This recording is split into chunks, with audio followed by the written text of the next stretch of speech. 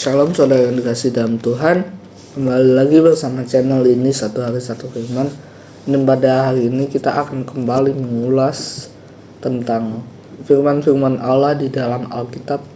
Yang kita ambil dari Alkitab, apa saja yang diperintahkan Allah dan apa saja yang bisa kita ambil dari firman ini sehingga kita bisa meresapi dan melakukannya dalam kehidupan sehari-hari. Tetapi sebelum daripada itu, sebelum kita mulai renungan pada pagi hari ini, hendaknya kita berdoa. Puji dan syukur Tuhan kami ucapkan padamu dengan segala anugerah yang Kau berikan baik secara rohani maupun jasmani Tuhan. Terima kasih atas hari ini, terima kasih atas perlindungan semalam Tuhan, sehingga kami dapat tidur dengan nyenyak dan kembali pada pagi hari ini dapat bangun dalam keadaan sehat untuk melakukan setiap aktivitas kami dengan cuaca yang cerah, udara yang segar, dan semua berkat yang Kau berikan. Sebentar kami juga ingin mendengarkan sedikit dari firman-Mu. Bukalah mata hati kami agar kami dapat meresapi dan melakukannya dalam kehidupan sehari-hari. Pakailah kami menjadi saksi dan alat-Mu Tuhan. Pakailah kami untuk menjadi pewarta sabda-Mu. Hanya di dalam nama Tuhan Yesus, haleluya, amin. Saudara yang dikasih dalam Tuhan, renungan pada hari ini kita ambil dari 1 Timotius 4 ayat yang pertama hingga yang ke-16. Demikianlah firman Tuhan. Tetapi Roh dengan tegas mengatakan bahwa di waktu-waktu kemudian akan ada orang yang akan murtad lalu mengikuti roh penyesat dan ajaran-ajaran setan. Saudara yang dikasih dalam Tuhan, dalam 1 Timotius 4 ini berjudul tugas Timotius dalam menghadapi pengajar sesat. Di sini topiknya adalah tentang kesesatan, bagaimana kesesatan itu bisa menimbulkan konflik sehingga kita mungkin kalau tidak berpegangan dengan Alkitab kita akan bingung mana yang benar, mana kebenaran yang benar dan mana kebenaran yang palsu.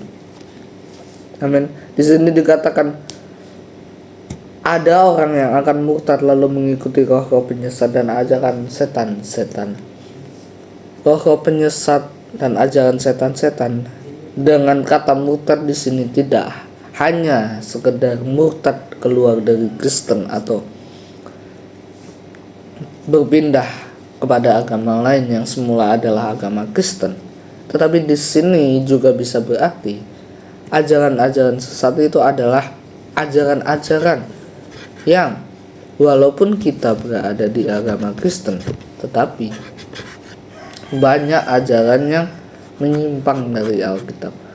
Banyak ajaran-ajaran yang justru itu bersifatnya duniawi, atau bisa kita katakan itu tidak diambil dari Alkitab, tetapi itu hanya berdasarkan pengetahuan manusia itu sendiri.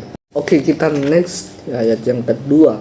Oleh tipu daya pendusta-pendusta yang hati nuraninya memakai cap mereka.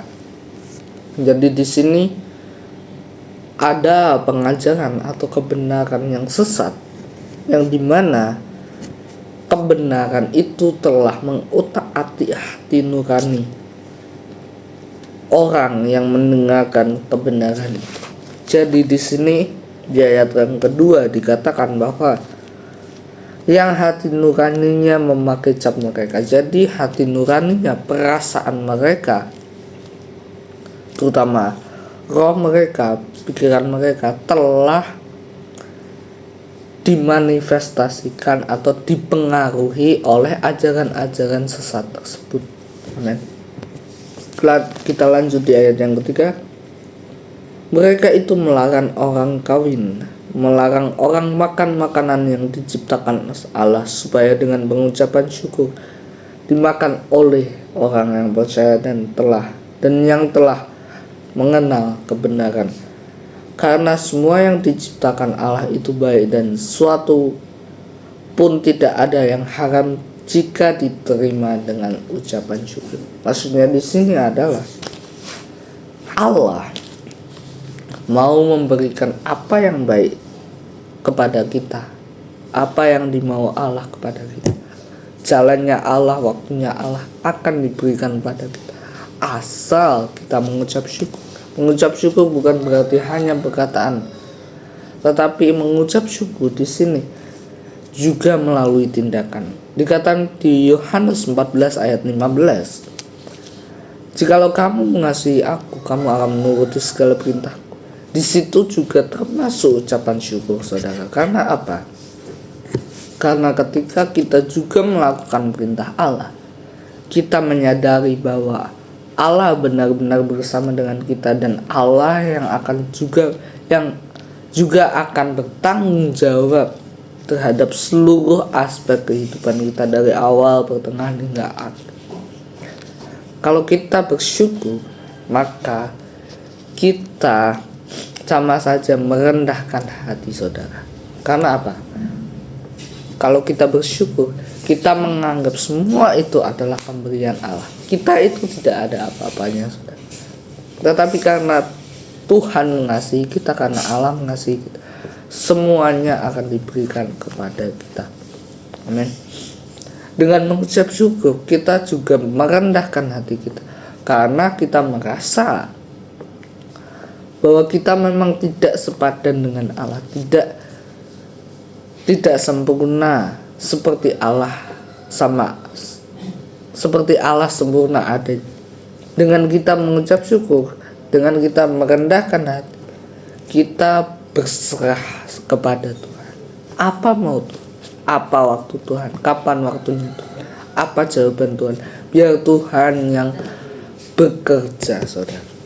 Amen. Next, ayat yang kelima. Sebab semuanya itu telah dikuduskan oleh firman dan oleh doa. Di sini kekuatan utama adalah kekuatan ibadah, saudara. Di mana ibadah itu berisi puji-pujian, berisi firman, dan juga berisi doa. Dan ibadah itulah yang bisa membentuk kebutuhan rohani kita atau keintiman kita dengan Tuhan. Kenapa kebutuhan rohani harus dibentuk terlebih dahulu? Dikatakan di dalam Matius 6 ayat 33, sebab carilah dahulu kerajaan Allah dan kebenarannya, maka semuanya akan ditambahkan padamu. Carilah dahulu kerajaan Allah, carilah dahulu Allah itu sendiri, carilah dahulu kebutuhan rohani, intimacy with God.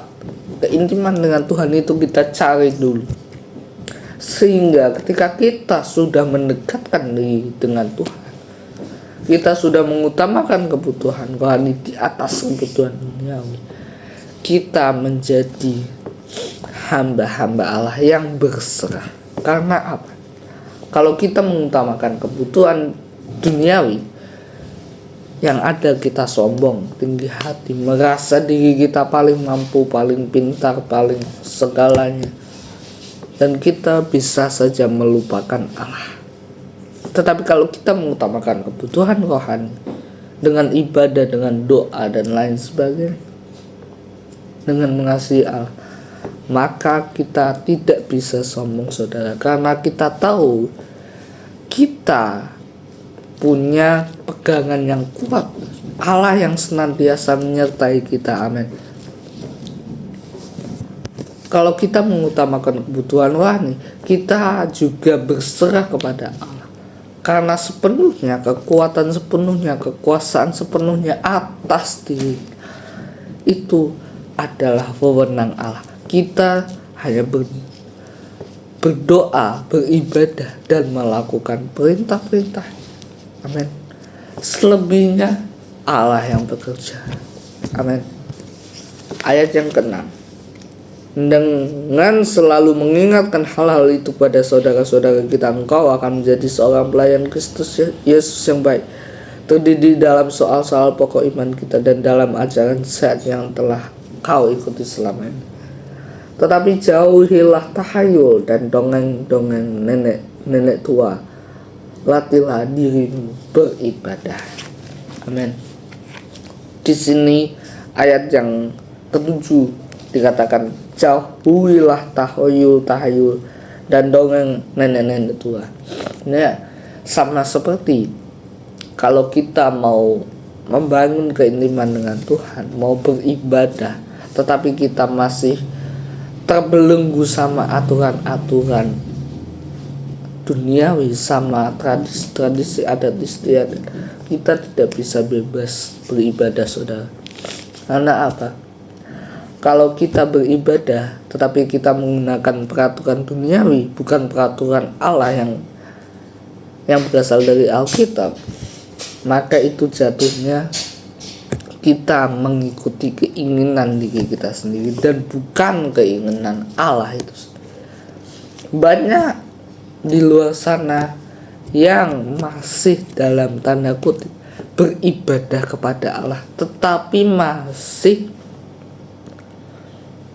mengutamakan atau mencampurkan hal duniawi dengan hal rohani. Dikatakan di Matius 6, sebab tidak ada seseorang juga yang bisa menyembah Allah dan juga menyembah mamon. Itu artinya apa? Allah, hal rohani itu sendiri, dan juga mamon, hal duniawi, itu tidak bisa disatukan, saudara. Kalau kamu mau mengikuti duniawi, ya sudah, resikonya kehilangan Allah. Kalau kamu mau mengikuti Allah, resikonya kehilangan hal duniawi, tetapi kamu mendapatkan kehidupan kekal. Di situ lihat. Makanya banyak misionaris atau hamba-hamba Tuhan, pendeta, pastor, atau biarawati dan lain sebagainya, yang mengabdikan diri kepada Allah dengan meninggalkan hal-hal duniawi mereka. Disitulah cara mereka membangun keintiman dengan Tuhan, memfokuskan diri kepada Allah. Karena ketika mereka masih berada di dalam dunia mereka sendiri, mereka tidak bisa membukakan pintu hati agar Allah bisa bekerja dalam diri mereka. Amin.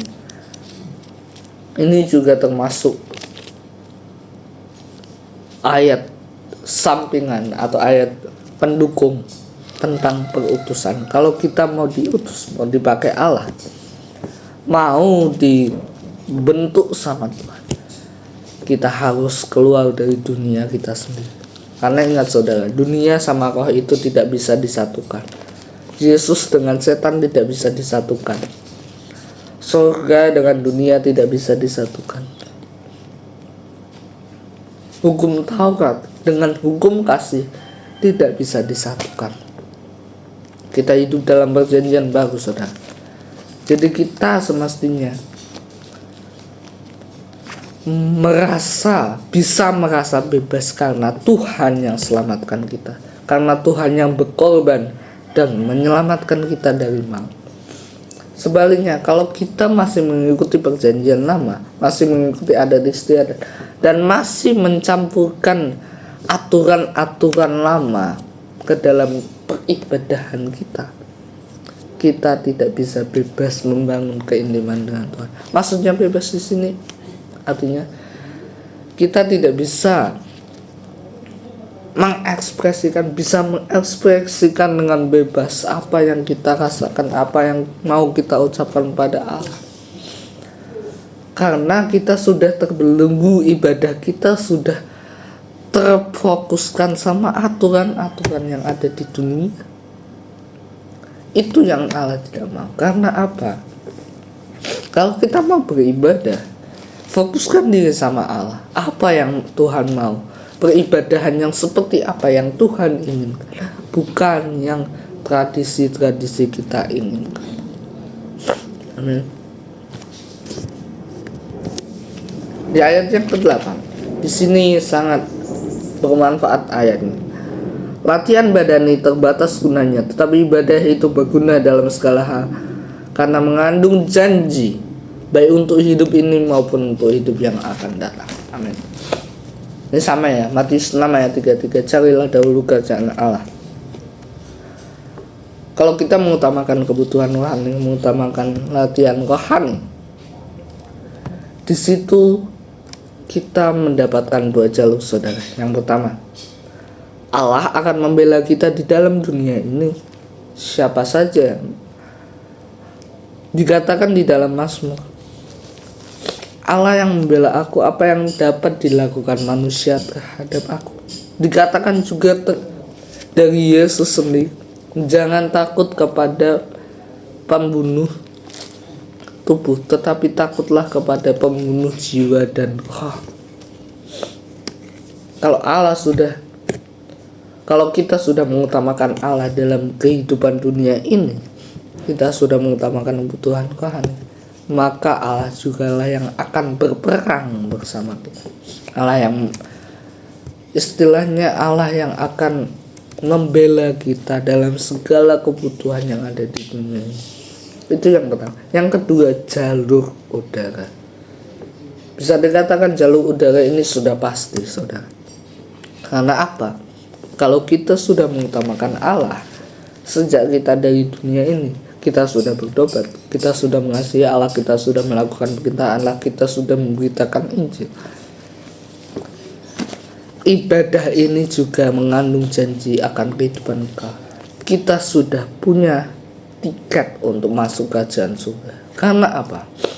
Ketika ibaratnya gini, saudara, di dalam dunia, ketika kita di dalam dunia, kita saja sudah mengutamakan Allah, dan Allah yang juga yang akan membela kita sampai kita kepada kehidupan yang istilahnya kita sudah punya pegangan, sudah punya kunci surga semenjak kita berada di dunia ini. Sehingga ketika kita sudah meninggal, sudah dipanggil Allah, dan kita tidak bisa berbuat apa-apa, tetapi kunci surga ini, janji-janji Allah ini yang akan menyelamatkan kita untuk kita masuk ke dalam hidup yang kekal. Amin. Ayat 9, perkataan ini benar dan patut diterima sepenuhnya. Ayat 10, itulah sebabnya kita berjeripaya dan berjuang, karena kita menaruh pengharapan kita kepada Allah yang hidup, juru selamat semua manusia, terutama mereka yang percaya. Amin. Di sini dikatakan bahwa kita berjeripaya dan berjuang. Maksudnya di sini kita berusaha mengupayakan peribadahan yang baik dan benar di hadapan Tuhan. Kita mengusahakan agar kita selalu membangun keintiman dengan Tuhan, agar kita selalu punya relasi dengan Tuhan setiap harinya, sehingga kita setiap harinya juga fokusnya akan kebutuhan Tuhan. Kebutuhan dunia itu boleh dipikirkan, boleh diselesaikan, tetapi yang utama adalah kebutuhan Tuhan. Karena kalau kita tidak mengandalkan Allah, kebutuhan duniawi kita juga akan kacau, saudara. Kalau kita tidak mengandalkan Tuhan, yang ada kita sombong, mengandalkan kekuatan sendiri. Itu yang utama. Yang kedua, kita akan berbuat dosa seperti mencuri, berzina, dan lain sebagainya. Tetapi kalau kita mengikuti Allah, akan ada kasih, damai sejahtera, sukacita, di mana kita bebas mengekspresikan diri karena kita sudah ditebus. Kita punya privilege, punya hak istimewa untuk kita bisa membangun keintiman dengan Tuhan. Amin. Ayat 11, beritakanlah dan ajarkanlah semuanya itu. Amin. Di sini ayat 11 mengatakan bahwa beritakanlah semuanya itu. Semuanya itu bukan hanya yang ada di 1 Timotius ini, tetapi apa saja yang dikatakan Allah kepada kita selama kita masih ada di dunia ini, kita beritakan. Itu kenapa ada yang namanya pemberitaan Injil, perutusan, dan lain sebagainya. Ayat 12, jangan seorang pun menganggap engkau rendah karena engkau muda. Jadilah teladan bagi orang percaya dalam perkataanmu, dalam tingkah lakumu, dalam kasihmu, dalam kesetiaanmu, dan kesucianmu. Amin. Di sini kita sudah membahas bahwa ketika kita sudah mengutamakan Allah dalam kehidupan dunia kita, Allah yang akan membela kita. Karena itu jangan seorang pun menganggap engkau rendah karena engkau muda. Jadilah teladan. Saudara yang dikasihi dalam Tuhan, panggilan itu tidak menentukan usia.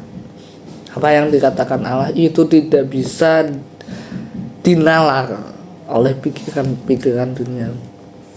Contohnya Abraham yang sudah 100 tahun, tetapi dia masih bisa memiliki anak Ishak. Itu kalau kita teliti secara ilmiah, secara dunia, itu tidak akan bisa. Itu hal yang sangat-sangat mustahil dan tidak akan bisa. Umur 100 tahun masih bisa mempunyai anak. Tetapi karena Abraham percaya sama Allah, Abraham percaya dan beribadah sama Allah, Abraham percaya Allah bisa membangkitkan orang hidup, orang yang mati. Di situ ada janji Allah. Janji Allah apa kepada Abraham? Kamu akan kujadikan bapa segala bangsa. Amin. Abraham taat kepada Allah. Abraham setia dan melakukan perintah Allah, bahkan untuk mengorbankan Ishak Abraham. Karena Abraham tahu Allah itu akan menepati janji-janjinya. Amin. Allah itu bisa menghidupkan orang mati. Di sini kita bisa mencontoh Abraham. Hal yang kita pikir secara duniawi, secara pikiran kita mungkin adalah hal yang mustahil, tetapi karena ada Allah, karena kita menyerahkan diri kepada Allah, kita harus percaya dengan janji-janji Tuhan. Tuhan tidak akan mengingkari janjinya. Dia selalu memberikan jalan yang terbaik di waktu yang terbaik. Maka itu jadilah teladan. Jangan menganggap bahwa diri kita tidak layak di hadapan Tuhan karena kita dalam kondisi ekonomi atau kondisi yang sudah tidak sehat dan lain sebagainya. Yesus saja di umur 12 tahun dia sudah mengajar tentang kebenaran Allah kepada orang-orang Farisi dan ahli-ahli Taurat. Bayangkan saudara, Yesus umurnya 12 tahun, tetapi Yesus dikagumi oleh ahli-ahli Taurat yang mungkin umurnya sudah lansia atau mungkin sudah profesional dalam hukum Taurat. Tetapi Yesus dipakai Allah, karena Yesus Allah itu sendiri ya. Tetapi Yesus berani, inilah pokoknya, berani memberitakan kalau Allah itu bersama dengan kita. Jangan menganggap diri kita rendah, jangan menganggap diri kita nggak bisa dan lain sebagainya, mau menyerah. Jangan, tetapi jadikanlah ancaman itu, ancaman dari luar itu sebagai penguatan akan iman kita, sehingga kita menyadari, oh, biarkan mereka berkata seperti itu, imanku harus kuat, imanku harus terus lebih kuat, lebih kuat, lebih kuat. Amen. Kita lanjut, kita lompat di ayat 16. Awasilah dirimu sendiri dan awasilah ajaranmu, bertekunlah dalam semuanya itu, karena dengan berbuat demikian engkau akan menyelamatkan dirimu dan semua orang yang mendengarkan engkau. Amin. Ini juga ayat yang penting juga dalam berutusan. Karena apa? Kita dalam melakukan perutusan atau penginjilan atau bahkan sebagai pemimpin agama seperti pastor, pendeta, kita tidak hanya menyelamatkan diri kita sendiri, tetapi kita juga menyelamatkan orang lain yang mendengarkan apa yang kita ajarkan. Amin. Makanya itu kita harus bertekun. Bertekun di sini adalah bertekun membangun keimanan dengan Tuhan. Dan di mana ketika kita bertekun membangun keimanan dengan Tuhan, maka Allah lah yang akan berbicara kepada kita, sehingga kita tahu, kita paham apa sebenarnya maksud Allah, sehingga kita bisa menyampaikan kepada orang lain. Apa yang Allah sampaikan pada kita sampaikan kepada orang lain. Untuk kita bisa mendengarkan Allah, kita harus membangun keimanan dengan Allah. Amin. Marilah kita berdoa. Allah yang Maha Kuasa, terima kasih Bapa atas renungan-Mu hari ini. Kembali kami diingatkan Tuhan, agar kami terus melatih kebutuhan rohani kami, sehingga ketika kami mengutamakan kebutuhan rohani kami semakin percaya dan berserah bahwa Engkau yang akan bertanggung jawab dalam kehidupan kami. Terima kasih Tuhan, ajarilah kami agar terus bertekun dalam pembinaan kebutuhan rohani ini Tuhan, sehingga kami tidak lalai, tidak lupa bahwa kami harus terus mengutamakan Engkau dalam kehidupan kami. Amin. Di situ terkandung janji-janji-Mu Bapa. Engkau tidak pernah mengingkari janji-janji, melainkan Engkau yang akan membela kami, baik di dunia ini maupun di kehidupan yang kekal. Amin. Kami serahkan kehidupan kami selanjutnya Tuhan, pakailah kami menjadi saksi dan alat dimanapun kami berada. Hanya di dalam nama Tuhan Yesus kami serahkan renungan hari ini. Haleluya. Amin.